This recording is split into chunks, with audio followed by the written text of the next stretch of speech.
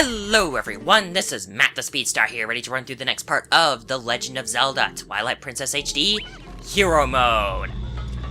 Last time, we wrestled Goron the Elder and beat him after a couple tries, and we gained entrance into the Goron Mines, the second dungeon of the game, and we've managed to find one of the other Goron Elders, Goramoto, and claim the first of the 3 key shards needed to unlock the room where Darbus is. And that's what we're doing. We're gonna try and find the other 2 pieces. But not before doing some wall walking with our magnetized iron boots. I love that so much. Anyway, I apologize big time for the uber delay in, actually getting to this.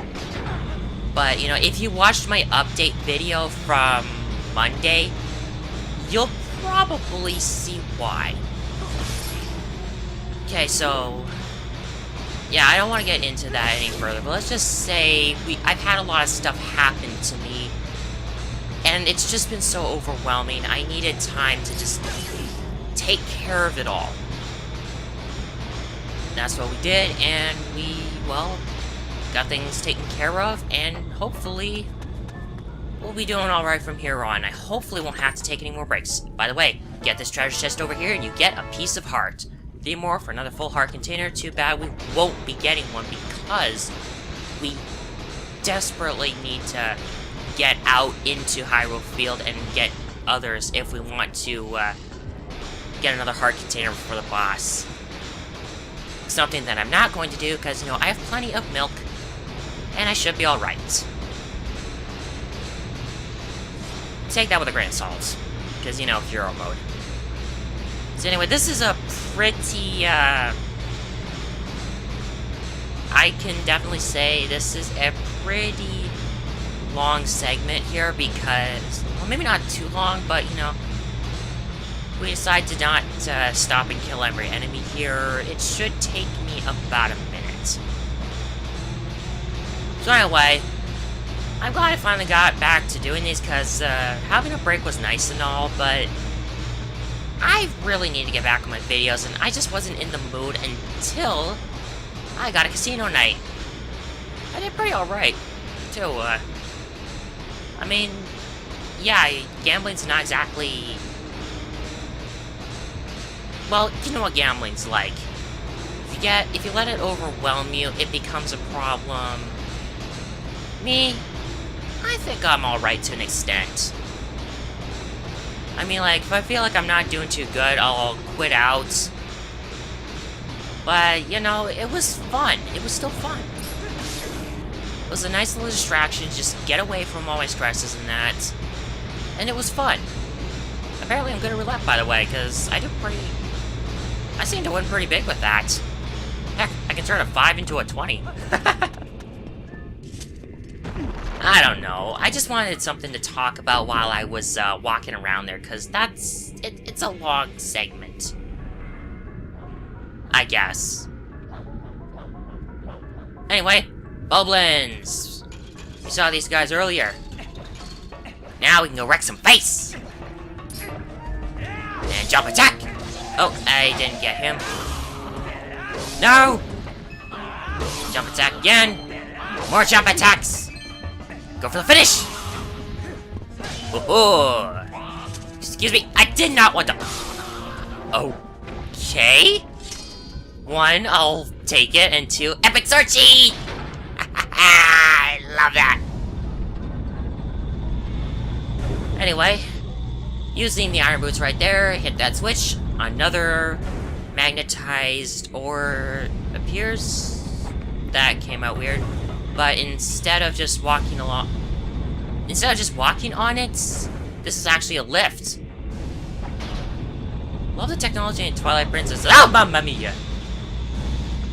Oh, by the way, if you look real carefully while I'm dealing with these fire keys, if you look really carefully, if you notice when Link was, walking around on the magnetic ore, the way his hat was it was not following proper physics, as in it didn't hang. Like, it just barely hang though, but it was still kind of pointing upwards. On these magnetic lifts, however, the physics for Link's hat are absolutely perfect. See? His hat's actually hanging downwards, and it, yeah. I'll just let what you saw there explain for itself. An epic sword sheet! Yes! Seriously, someone, please count those. Actually, there's one more thing I wouldn't mind people counting, but, I don't really know if anyone's gonna even want to bother.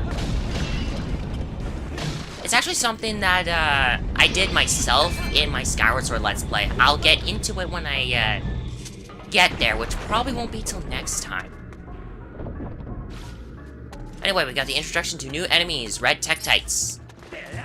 Tektites, they can jump on water. They can, well, jump and stand on water. How? I have no friggin' idea. Ow! Like I said, how? I have no friggin' idea, but, one jump attack is enough to take care of them. They also do minimal damage, too, so, they are not much of a problem, but you can be swarmed. Anyway, there's a treasure chest down there, so...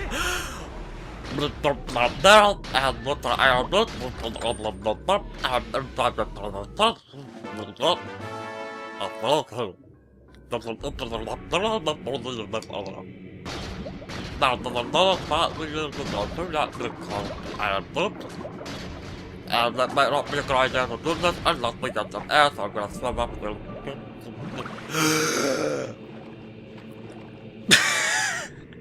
I'm sorry, I could not help it. I just couldn't help it. That's actually a thing I wanted to try for a little bit. Okay, now that we're down here and we have enough air, then we'll have no Christmas.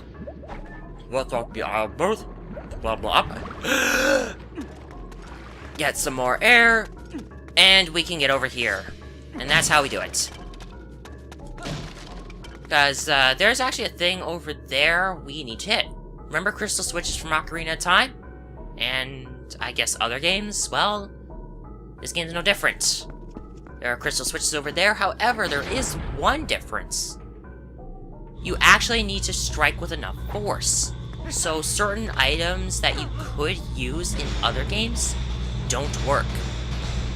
Your boomerang and the slingshot being some of them.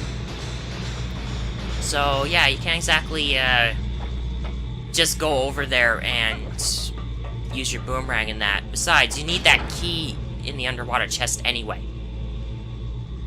You absolutely need to get it, otherwise you are not going anywhere. Okay. So, this one's a little tricky because it's sideways, so you gotta jump, make sure you're lined up, and there you go. Otherwise, you're taking a dip. Honestly, why am I taking a dip at this point? It's actually starting to warm up around here. Winter's over! Thank God. Means I don't have to... Well, actually, while it has been over, it's still been a little chilly. Okay, so, treasure chest right here. Open this up. It's a small wooden chest, contains 20 rupees.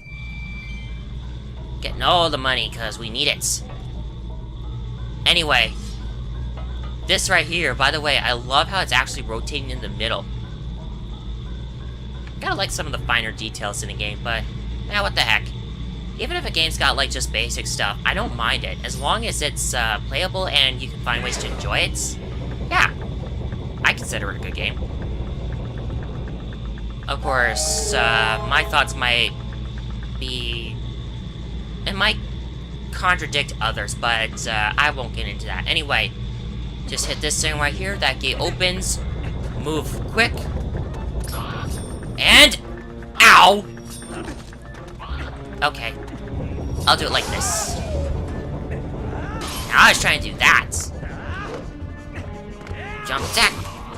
And epic sword sheath! Yes! Okay, so we have the introduction to a new enemy over here as well.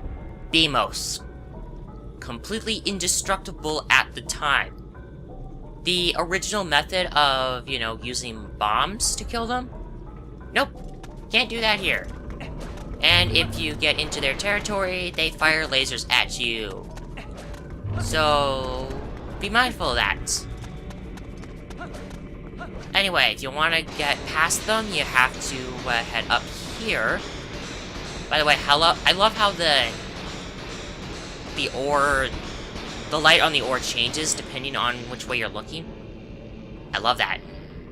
Again, I like the finer details of this game too. I just wish they actually improved on a lot of the stuff in this game instead of just, you know, texture and upgrade. Just texture upgrades and that. I wish they didn't do that. I'll stop now. I was just going back to my original argument as well. Textures, that's pretty much it. That's all you really got. Textures and some changes, but nothing major. I'll shut up now. Anyway, treasure chest here contains a piece of heart. 2 more for another full heart container, yeah. I'm sorry. I'm still a little stressed and my thoughts are just kind of not all there, but you get what I'm talking about. I just wish it was not a texture upgrade with only a couple changes. I wish they really did a big overhaul. Like that one guy who's been using Unreal Engine 4 and making just a lot of Zelda maps all HD-like and realistic and such. That looks so awesome. This guy should be hired by Nintendo. Like, legit, hired by Nintendo. Have Unreal Engine 4 introduced and just make a much more real Zelda game. I mean, I don't mind the attempt to try and go for realism in this game, but, you know, this Unreal Engine 4 just, oh my god! No, I'm not talking out of advertisement, I'm just talking because I've seen the videos, okay? I don't advertise on this channel, I'm sorry. I don't do that. Anyway, there's actually a treasure chest here that I can get. It's underwater, so I have to dive down there and get it. In fact, it's right down there. Like, right behind that metal block right there, I can dive down there and get it. I'm not going to, because I'm coming back to this room later. So, I don't see a major point in going after it right now. Besides, it'll kind of help speed the video up a little bit. Like, I could just get it now, but then this video would take even longer. So anyway, try not to get hit by those arrows there. And we can get in here. This room. There's a couple Tektites down there in the water if you fail to get over here. What you want to do is you want to try and get as far as you can. And if you can't, use the iron boots, magnetize yourself to the ore on this platform, and as soon as you get a chance, move. And there you go. That is how you get over there. It can be tough if you're trying to be more cautious. The other magnetized areas are good if you feel like you can't be quick enough. But you know what the heck, I'm trying to be a little speedy. Anyway, this guy, he doesn't have any volcanoes coming out of his back. Is that a good thing? I don't know. Anyway, here's our second elder. Roar! The young human. I am pleased to see you've made it this far, brother. I am one of the 4 elders of the Goron tribe. I am called Gor Ibizo. You have heard of the plight of our patriarch, otherwise you would not have come to see me. Here, take this, brother. Anyway, here's our key shard. That's our second one. Now, there's one more shard, but seeing you has reminded me of the dangers that line the path to it. There is something that may help you. A weapon said to have been left in this mine by a hero of old. It is beyond price, and so we have protected it through generations. Now, when our tribe balances on the brink of ruin, it could aid in our salvation. The hero's weapon is stored safely up ahead. Talk to the guard and take it with you, with the blessing of the Gorons. But before we do that, let's open this up real quick and get 10 rupees. Why do you start trying to put on a bad Italian accent? I have no idea. Okay, so once again, we have to exit through the upper door, and that's how we progress. Much like with Gore and Moto. Okay. So, like we said, we need something that will probably aid in the salvation of the Goron tribe. And to get it, we actually have to return to this room and head over to that door right there. So once again, walking on walls. Love it. And if you're noticing, yeah, look at Link's hat right there. That's kind of what I was talking about earlier. Only follows actual physics when you're on one of the magnetic lifts. The wonders of technological advances in the Zelda franchise. Or timeline, excuse me. Well, that too. I mean, come on. Remember what Skyward Sword was like? My god, it's like the future and the past meet. And man, is it awesome. It's awesome, though I still don't like the dungeons that involve it too much. Oh yeah, I forgot to mention about the whole thing that back in Skyward Sword, I did this thing where I reviewed the dungeons when I entered them. I'm not gonna do it here. Maybe a little bit, but I'm not gonna do it like I did in Skyward Sword. That was just... I don't know. Maybe it was just me wanting to be different and doing bad at it. Anyway, make sure you have the iron boots out here because you need them. Step on this. Whoa! Human? What business does a human have coming here? None! No business. This is a forbidden place. I will protect this treasure from you. Anyway, this is our mini-boss.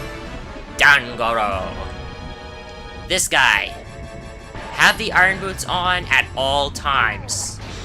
Except if you need to get out of the way. Anyway, this guy, you cannot hurt him with your sword. He takes a long time to charge up his attack. And when he starts to roll at you after you strike him enough times, make sure you're near a ledge. By doing so, you will throw him into the lava. Repeat this. Okay, that's not really what she said. Do that 3 times and you win. So you need to... you gotta play with the edges here. They are both your friend and they can be your enemy if you can't do this right.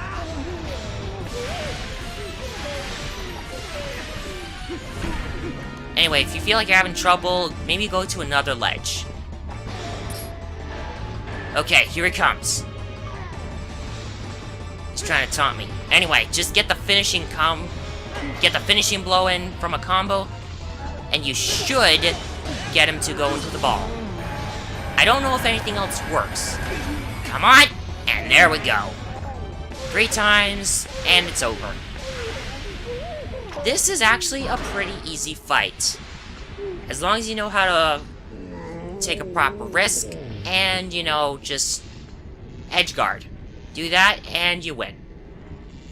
Ugh, that hurt a lot. Who knew that humans were capable of such feats of strength? Maybe you are going to see the patriarch of our tribe? Ah, so that is why you are here. In that case, take the weapon of the hero of the past, but in exchange, you must save the patriarch of our tribe. And by defeating him, the lava flow suddenly increases and it fills up the area. How that works? Magic? I don't know. Anyway, he's now our friend. However, he's gonna remain here. But thankfully, it's a mini-boss that we don't kill. That's good news, right? Okay.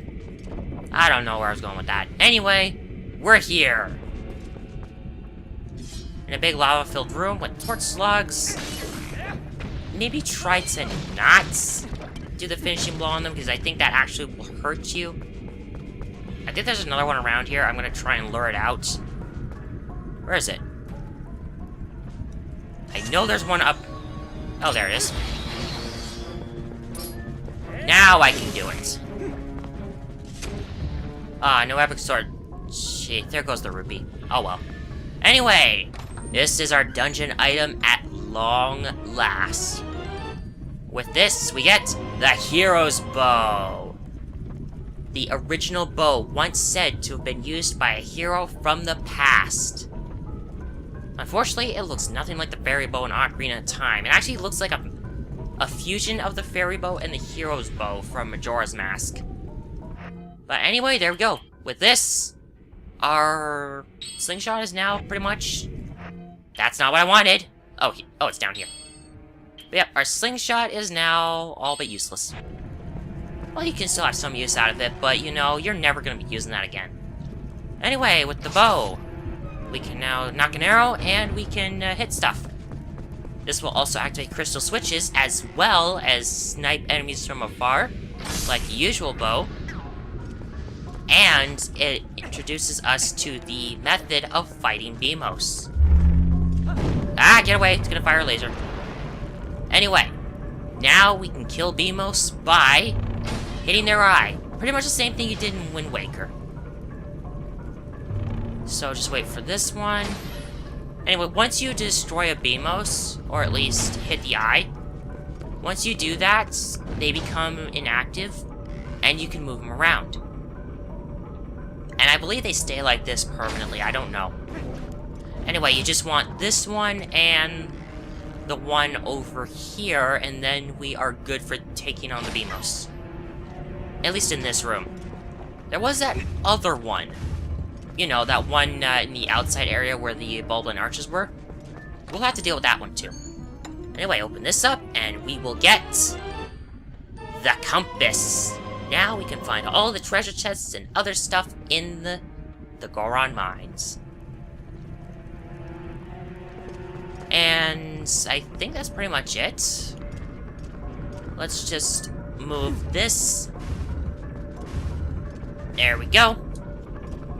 I could also move that one, but I'll save that for next time. Speaking of, I will save getting the last key shard for next time as well, because we're here. And why not? Let's just end it off here. So, next time on The Legend of Zelda Twilight Princess HD, we are going to get the final key shard and hopefully try and finish the Goron mines. So, thank you all for watching. If you liked this video, please give it a like. If you wish to follow along this and my other Let's Plays, click the top right box to subscribe. Any concerns come up, let you guys know on my Twitter. Additional info in the lower left box in the video and down in the description below. This has been Matt the Speedstar, and I'll see you guys next time when we run through the next part of Twilight Princess HD Hero Mode.